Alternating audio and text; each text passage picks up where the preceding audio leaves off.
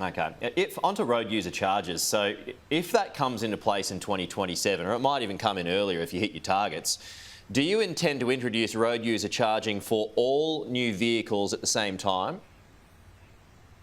Well, we've undertaken serious tax reform here in New South Wales, removing stamp duty for electric vehicles, and we'll transition to a road user charge when we see 30% of new vehicle sales being EVs, or by 2027. So we'll look at how that policy rolls out, but we are very interested in tax reform and aligning the taxes people pay to the charges or the use of people's vehicles. So we'll look at how that works with EVs, and we'll consider a policy position in the future. But right now we're focused on EVs, and I'm not going to make tax policy on the run here. Right, okay, so but it could well apply to cars that aren't EVs with combustion engines.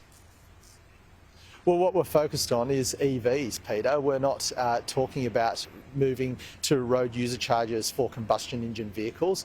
This is tax reform for electric vehicles, and we've got the opportunity because right now only 0.7% of new vehicle sales in New South Wales are EVs. So it's the perfect time to introduce a new regulatory regime, which is what we've done.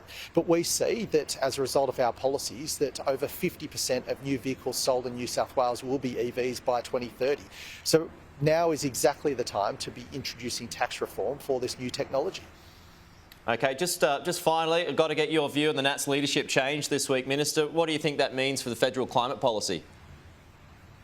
Well, the leadership of the National Party is a matter for them, but what I will say is that no one will benefit more from the global transition to a low-carbon world than rural and regional Australia. And that's not me just saying that, that's Meat and Livestock Australia, who have committed to net zero target by 2030, one of the biggest sources of agricultural emissions. The dairy industry has committed to net zero emissions by 2030. And the National Farmers Federation have committed to net zero emissions by 2050. So, this is the base of the National Party. They're not some inner city woke greenie groups. They are the rank and file of the National Party. So this is good for the regions. Taking action on climate change will set them up for success. And the National Party, rather than standing in the way of the opportunities that are emerging because of the transition to a low carbon economy, should be embracing them and setting their communities up for success.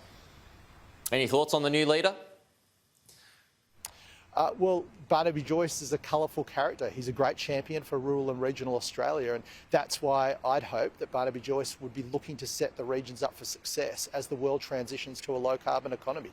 It's the regions that will benefit from the dividends that will come from the rest of the world's need to sequester their carbon. It's the regions that will benefit from the rent they'll receive from hosting the renewable energy infrastructure that we're going to need to power our economies. And it's the regions that will benefit from selling their agricultural products into international markets. So let's all get on the program, set the country and the regions up for success. I mean, you make that point. By sequestering that carbon, I mean, the farmers can come out quite ahead financially here, right? Well, there are billions of dollars of revenue that could be made by rural and regional Australia. Our farmers will be rolling in gold if we get the policy settings right. And I'm confident Barnaby Joyce wants to see us get those policy settings right. We can't afford to leave anyone behind, whether it be in regional Queensland or regional New South Wales. That's what we're focused on here in New South Wales, making sure no one's left behind. And that's why the New South Wales National Party has endorsed policies that will set the regions up for success. So we look forward to working with the Federal National Party. We look forward to working with the Federal Coalition to ensure that we build a stronger and more prosperous future for everyone as the world transitions to a low-carbon economy.